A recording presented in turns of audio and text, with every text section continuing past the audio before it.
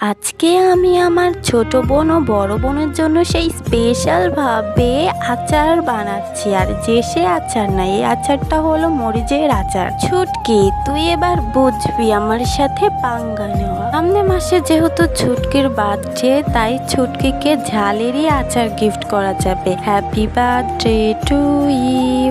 এই নে ছুটকি, এটা আমার তরফ থেকে তোর গিফট। রে দিদি, তুই যে গিফটটা তুই আবার আমাকে গিফট দিবি কেন রে? আমি তোকে গিফট দিতে পারি না? তুই আগে গিফটটা খুলেই দেখ ওর মধ্যে কি আছে।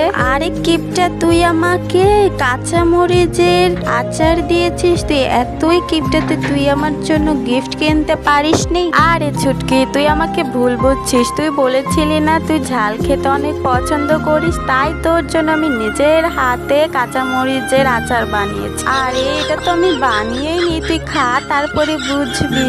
খা খা।